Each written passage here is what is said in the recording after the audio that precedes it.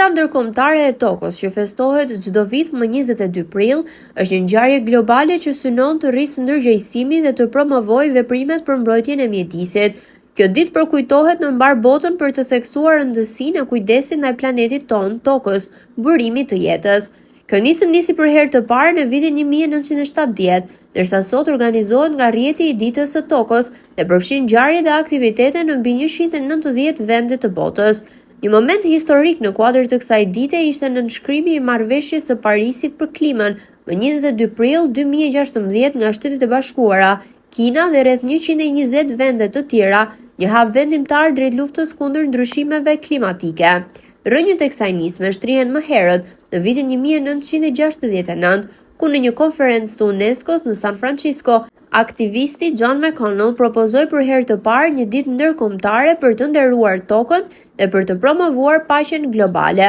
Me këtë rast, televizioni Apollon përcjell një mesazh domethënës nga intelektuali dhe historiani Ylli Myftiu.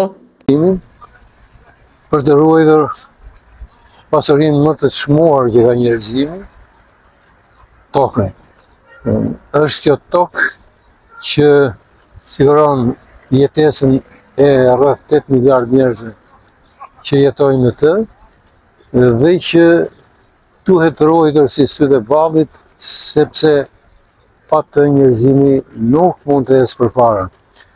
Por kjo ditë është njëkohësisht edhe ditë alarmi, sepse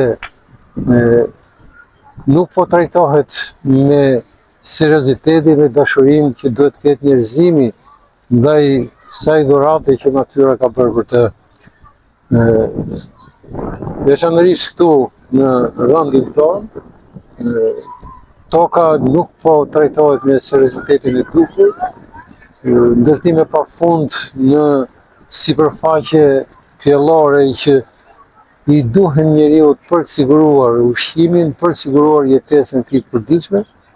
Ato po zvoglohen nga dita në ditë dhe njerëzimi duhet mendojë për të ardhmen. Dhe ne shqiptarë duhet mendojmë për të ardhmen. Bota po shtohet me shpejtësi dhe kjo tokë na duhet për të prodhuar dhe për të siguruar jetesën tonë përditshme.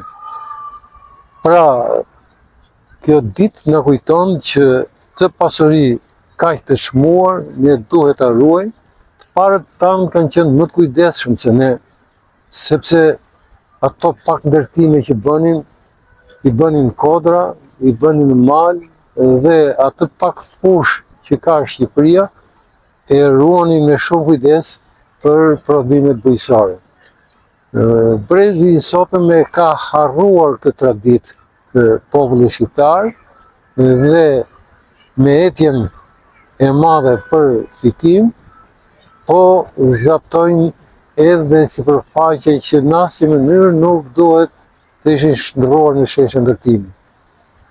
E cila që bëj unë është që duhet të tregoj një kujdes të madh, të jemi më të ndërgjegjshëm për ta ruajtur tokën, sepse brezat që do të vinë më pas, do ta kenë shumë vështirë të sigurojnë jetesën e tyre.